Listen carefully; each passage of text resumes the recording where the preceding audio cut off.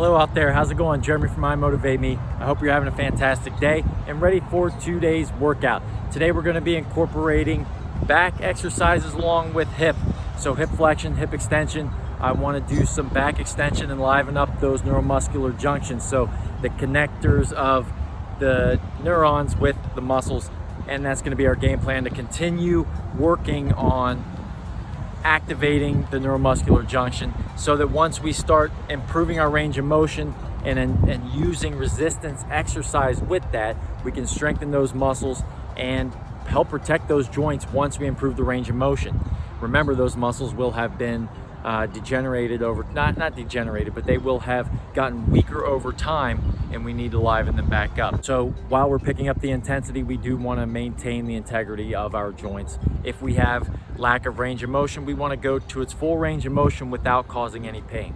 And that's what's going to be the game plan from here on out until we can improve that range of motion and start working those muscles that were weakened over time from not activating like that. We want to connect the brain again with the muscle. So with that being said, let's get started. So today's workout's going to include 8 exercises. The first exercise is a seated row. We're going to do 3 sets of 18, and we're going to use the black and yellow bands. All right, the black and yellow bands are going to be used primarily for this workout, and we're going to use those for the hip flexion, which I'll get to in a minute. So the second exercise is a stationary knee strike. This is a new one. I'm going to demonstrate as we go, and you're going to do the recommended daily of reps, which I have 3 sets of 20 for today. And the third exercise is the flat band shoulder blade pinch. It's another one. It's a postural exercise. We're going to work on the rhomboids where the shoulder blades retract or they pinch in the rear. If you were to do a rear resistance band fly, for example, which we have done before, then you will have the same effect on the shoulder blades as they retract and pinch towards one another. Those are your rhomboid muscles. Those are a postural muscle. And we're going to maintain our posture in an upright manner while conducting this transverse exercise. So those 3 exercises make up round 1. We'll do each back to back to back with a short break to reset, and then go again for 3 total sets. That's 3 circuit sets, all right? And that includes round 1. We'll go straight into round 2 where you're going to set your loop band up and get that ready. And then you're also going to be using your tube band as well for a diagonal shoulder pull, all right? So we're going to be doing exercise number 4, which is the loop band hip abduction. And we'll do 3 sets of 15. We'll do the face down back extension, which is 3 sets of 15 as well. And we'll do the diagonal shoulder pull, which is 3 sets of 15. That's exercise 4, 5, and 6. We're going to perform each in the same way that we did in round 1 with the first 3 exercises. We're going to do the same thing again, conducting one exercise after the other, and then resetting yourself and going back at it again for the second and third sets.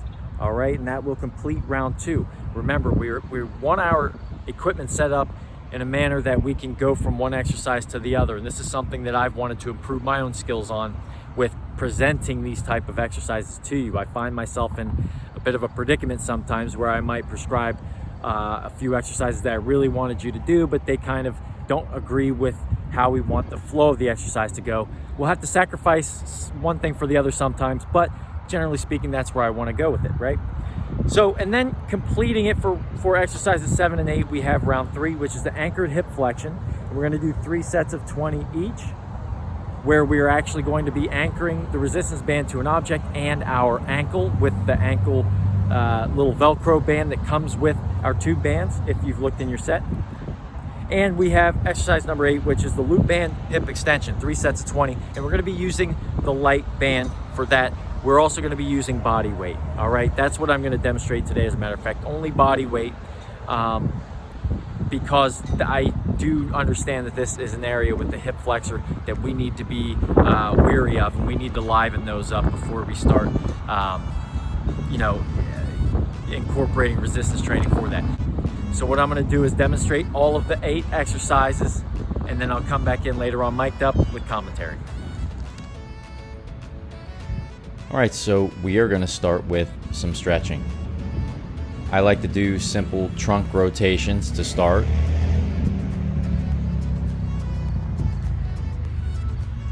And I'm warming up the motor neuron unit. all right? The motor unit that connects the neuron with the muscles. That's just warming up. And we get blood flowing into the capillaries, all right, that are inside of the muscles. The muscles need oxygen, they need nutrients, they need glucose. All right, so we put our hands over our head to our full range of motion and do a nice little simple twist. I like to keep my feet at least shoulder width apart.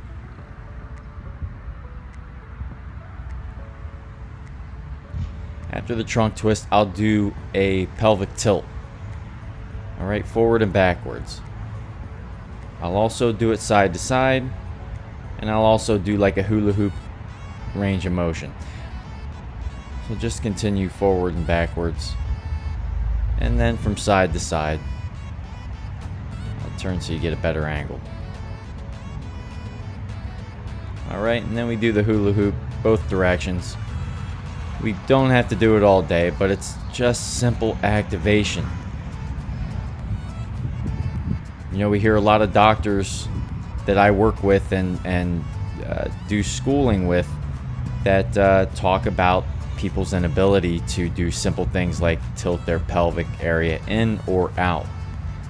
And that's mainly because over time, people lose range of motion.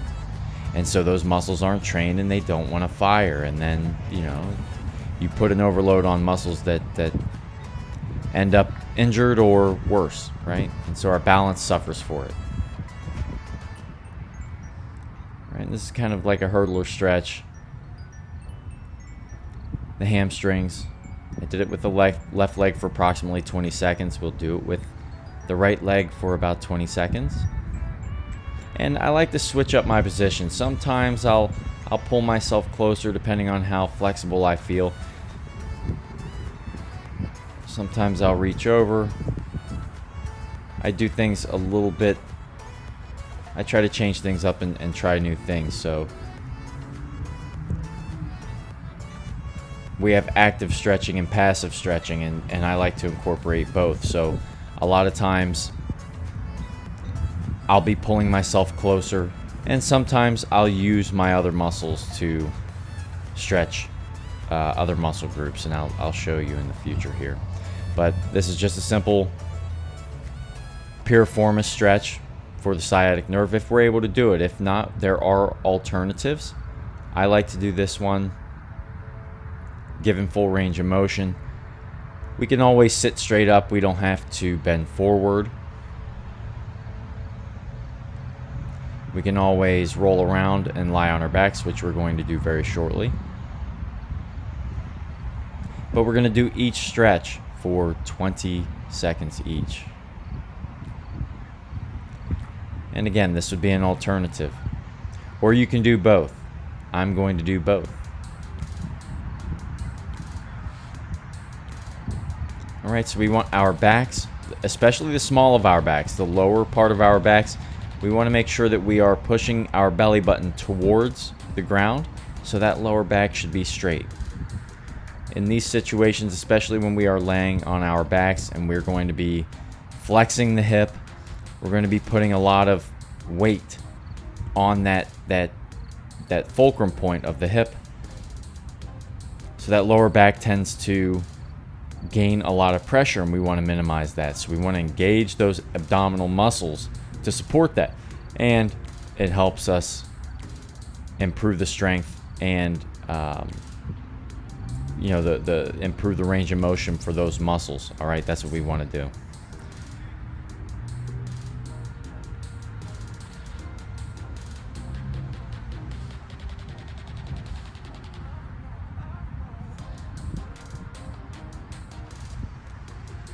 Okay, and so this stretch is going to be one of the ones I'm talking about where in order to stretch a muscle, you have to activate another muscle. So we have to activate the hip flexors in order to stretch the hamstring. We want to keep both legs straight. All right, the one that's on the ground should be straight as possible. The one that I just lifted for approximately 20 seconds should also be straight as possible, okay? And you'll see me as I switch to do the next leg. This is a proprioceptive stretch, all right? Proprioceptive. And you'll notice that I didn't get enough stretch there. I'm going to go back and finish it. And now pull myself back. That's passive stretching, all right? Passive and active stretching there. And that's, I actually enjoy that stretch a lot. That's one of my favorite ones to do.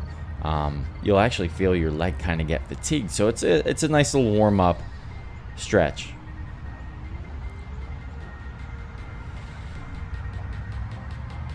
All right, and of course we want to stretch the groin area. We do a lot of strafes. We're doing lateral movements at times during our exercises.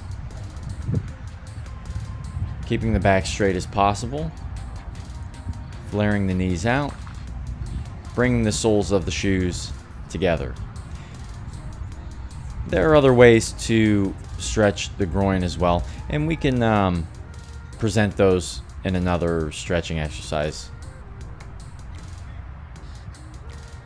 All right, another one of my favorite stretches that I love to do, and again, this has a lot to do with the activation, all right? The shoulder, least stable joint in the body, all right? Now notice I'm anchoring the flat band behind my back, all right? This is just an internal rotation of the shoulder. See that? And I'm doing it from different angles. I can move my shoulder at different angles. This is kind of like a quarterback thing where, you know, you're extending that shoulder above the head, the arm, in different angles. I'm providing a minimal, this is a very light resistance band. I'm providing a minimal amount of resistance. This is just a stretch. As you can see, I am stretching those obliques. I'm stretching the erector muscles of the thoracic area, the chest, the abdominal region, both sides. I'm switching sides. Notice my feet, kind of as if I'm in locomotion, as if I'm running or walking in a forward motion. And I can do the internal rotation of the shoulder, warm it up. I can change up the angles, as you can see here. You can extend the triceps, kind of like a tricep extension. It's just to activate those muscles. This is a really great stretch. This is one of the most important stretches that we'll do, as a matter of fact. Notice the different angles. All right. And this is a great way for us to gauge how healthy we are physically. All right. What is our limitations? We need to understand our limitations so that we, in the event that we do workouts and exercises, we don't overdo it. If you don't have a personal trainer readily, like on the spot, we're training ourselves basically at the guidance, and so we want to make sure that we stay safe. We can't afford to be risking injury more so than what we already are. All right, and those exercises are just kind of ways to activate, again, the shoulder area. I do a lot of shoulder work. I've worked under doctors who do a lot of shoulder research, and I'm always really intrigued with the shoulder. We always need to be mindful of our shoulders. All right, and this is a dog pose that's used in yoga frequently. I like to do it to alleviate tension or compressive forces on my vertebrae, but also, as you can see, my shoulders, my arms are above my head, and I can adjust my arms to whatever my comfortable range of motion is. And this is supposed to improve the range of motion, focus on breathing, being in the moment, all the yogi stuff, but also to reduce compressive forces on the vertebrae. And then this is one that I know might be difficult for some. And so what we want to do is alter our twist in this situation. We want to keep our shoulder blades on the ground, all right? And we're just basically twisting the lower torso. And this is just to kind of gauge range of motion, how we're feeling. I'm 36 years old, and so when I do this exercise or this stretch, I'm actually gauging how I feel. I understand that, okay, I'm going to have to warm up and maybe do some kind of like torso twist to activate those muscles and ensure that they're strong and they stay stable. I've got to make sure I focus on my lower back specifically. And that goes for anybody, men and women. We are developing chronic back issues regardless of, sex or whatever the case. All right, so this is going to be a lunge pose, and I'm going to stretch the quadriceps and the hip flexor. All right, we've stretched the other side, the glutes, piriformis, the hamstrings. Now we're going to stretch the hamstrings here as well. As you can see, I've switched. We're going to do each position for about 20 seconds. All right, breathing in, breathing out. I like to breathe on this exercise especially. I focus very well with this one. All right, for about 20 seconds, we're stretching, moving forward, and then we can sit back again, put some weight on that heel, and stretch the hamstring.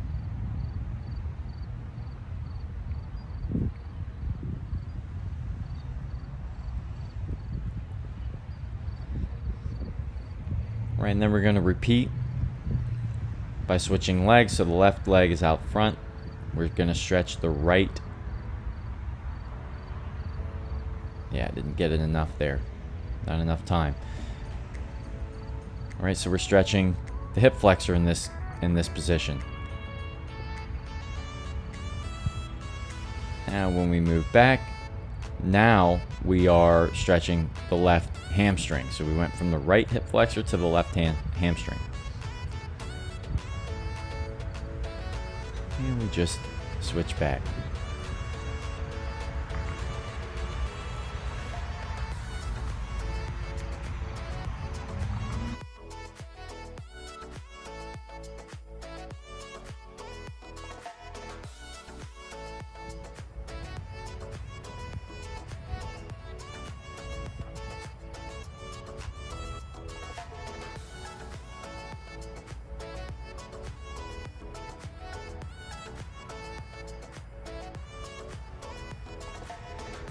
All right, so we've geared up. We've got our 2 bands. Right, and this is just a seated back row. We're going to be focusing on the scapula, the upper back area, like where the neck and the shoulder blades meet. So we've got the rhomboid muscles. We're going to be working those. Now notice I'm going to make sure that I've got the appropriate amount of distance between each side of the band. Now, you'll notice that I am internally and externally rotating my hands or my shoulders, all right? I'm alternating. We can do that. You can do either way. When you internally rotate, you're focusing more on your biceps and your rear deltoids, which is your shoulder area. And when you have your hands like so, we focus more on the rhomboids, all right? The triceps, the rhomboids, and the trapezius. So I like to rotate to be balanced. And we're going to perform 3 sets of that exercise. So we move straight from there. Notice I just dropped my equipment right next to me. I've got the pole next to me. We're going straight from one exercise to the next. All right, this is going to be a stationary knee strike. All right, I'm just striking the knee as if, now notice I'm staggered backwards with my feet as if I'm walking forward. I'm coming from with the left leg from behind the right leg. And then I'm just bringing a knee up. Now notice every time I bring the knee up, I'm able to maintain my balance. I'm not going above and beyond and like going to my left and right. Now I'm going to add the movement together where I'm extending my hands. If I am unable to extend my hands as high as I was, you can do it lower. But we're bringing the hands to the knee. All right, it's going to be an upright crunch, but with one leg. All right, we're incorporating a natural movement of locomotion. And then we'll switch, right? So these are individual knee strikes. We are working our way up towards the stationary part.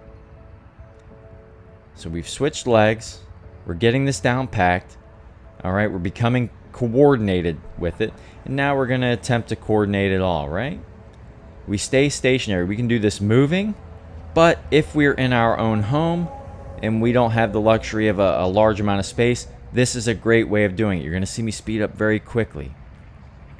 1, 2, 3, 1.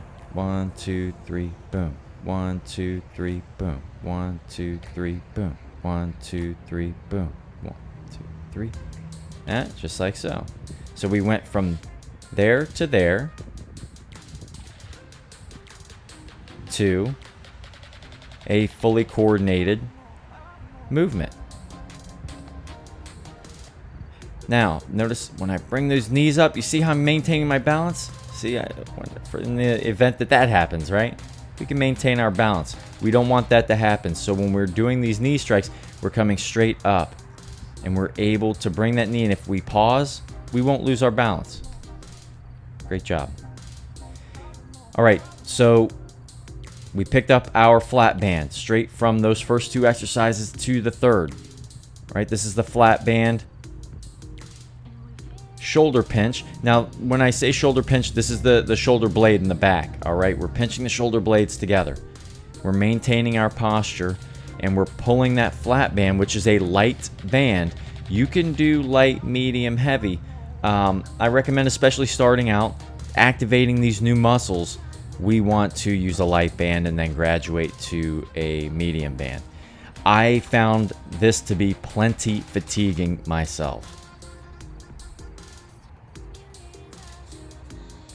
There's a little movement with the vertebrae in the pelvic area right there. We want to focus on isolating that. All right, so we would stop here and finish round 1. We would repeat those exercises 2 more times. And then we gear up for round 2, okay? So we've completed round 1, 3 exercises, 3 sets each, back to back to back, quick break, and then we repeat twice. Now here we are, exercise number 4, and this is going to be the hip abduction with the loop band. So we're going to be laying flat on our sides, anchoring the loop band to both legs, and performing a straight leg hip abduction. We're moving away from the midline, away. We're breathing out, breathing in, breathing out, breathing in, breathing out, resetting, breathing out. We're exhaling while we are contracting the muscle that we're working. We are working that hip abductor muscle. So we're breathing out right now, breathing out. And if we need to slow down the movement, that's fine too. They need to be slow, methodical movements, all right? I like to do them at a higher speed because that's how I train. If I train specifically for speed and agility, I want to increase the speed of my exercise, the explosiveness. If we choose to go at a slower pace, that's great as well. Both equally effective. I find one to be more specific than the other, but when we do things more slowly, we are introducing more time under tension. And look, I always find that in those times when I do the exercises and I count more slowly, I tend to focus more on the moment, and my stress is actually more reduced more quickly than it would be any other way. When I can focus heavily on these exercises, and when you do them slowly, it does take focus. It really does. These are little techniques. These are little hidden techniques that I like to use for my exercises specifically. All right, and so moving straight into the next exercise, we have the back extension. Very simple, very simple. We are laying face down on our stomachs if we're able to. And we're going to perform a back extension. This is going to activate the glutes, the hamstrings, the rhomboids that we just worked, the back extenders, our abdominal region, our rear deltoids, the trapezius. All of these are activated in this exercise. It doesn't seem like much. I promise you it is. And it must be done. Bodybuilders should be doing that exercise, and they would tell you the same. All right, so we jump straight from that exercise. All right, that was exercises 4 and 5. This is exercise 6, is the diagonal shoulder pull. Anchoring the resistance band under the opposite leg and pulling out and up. This is a deltoid trapezius shoulder exercise. However, when we have to maintain our posture as the resistance band gains tension, all of these muscles in the core area are activating. This is a solid exercise.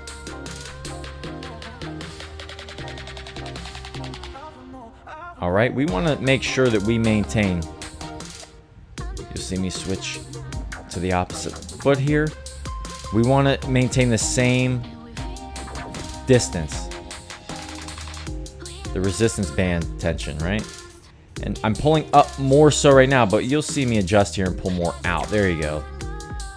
And we want to maintain our posture. See, I'm pointing at those muscles that are also being stimulated, okay? You don't think that they're being targeted, but they are. This is the beauty of exercise, and this is the beauty, in my opinion, of this program.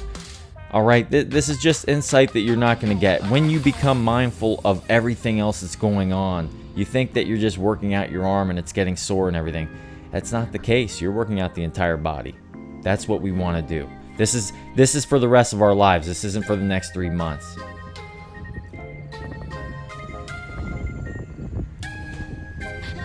All right, I'm going to set up my equipment moving on. This is round 3. We finished round 2 after the exercises 4, 5, and 6. Now we're going to quickly set up our gear. This is our break, all right?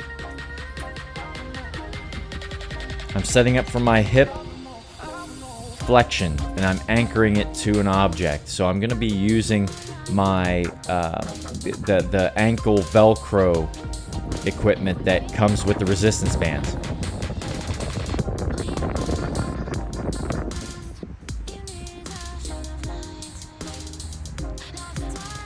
All right, so I wanted to make sure that I got this in. I want to show the setup. All right, and we're going to start from that position, all right, with one leg back. The right leg is back, as if we're walking or jogging or running forward. I like to use, I'm going to show you various angles as much as possible here. I want to make sure that my leg is being pulled forward. The angle at which my body is pointing and the angle at which the resistance band is anchored is very important, all right? So we want to make sure it's all lined up and straight. And I'm moving my arms in coordination with my legs. This is a natural locomotion. And I want to try to keep my... I'd like to try to keep my arms at a 90-degree angle. Notice my arms are bent right at the elbow.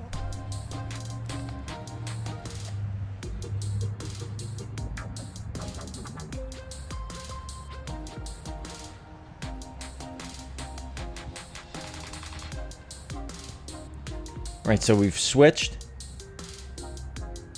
Arms at 90 degrees as much as possible. And notice the leg that's anchored is getting a lot of work. That quadricep on the right leg should burn. And that hip flexor. And that gluteus muscle in the back on both sides. So we're working the hip flexor with the left leg as the leg kicks up and flexes up, okay? I'll go ahead and get a side profile as much as I can here. And this is for me, this resistance is a light, high-intensity exercise for me. There are various ways that we can anchor that band closer to the object as well. All right, so moving from exercise number 7 to 8, directly into 8. This is simply, we are on all fours, and this is a body weight. No resistance band, no loop band, just a regular body weight. And this is a hip extension. And this is an alternative way with the straight leg of simply raising. All right, so we can go from knee flexion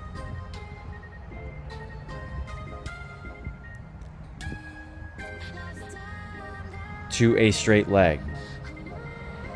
If we're unable to do the full range, this is an alternative, and we're just simply slightly raising that leg and lowering it. We need to stimulate those muscles, okay?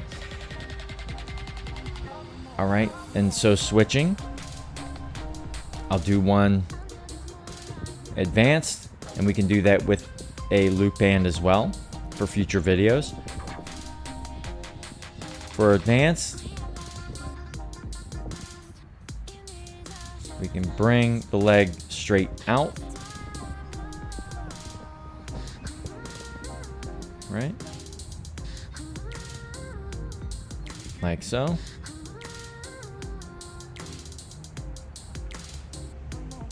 Now I'll improve my technique over time as well. I generally do these with the loop band, and we'll be doing a lot of loop band hip extensions in the future. All right, and then in the event that we're unable to do that full range of motion, we can activate those muscles anyway by keeping that leg as straight as possible and lightly and slightly extending the hip up. Great workout today.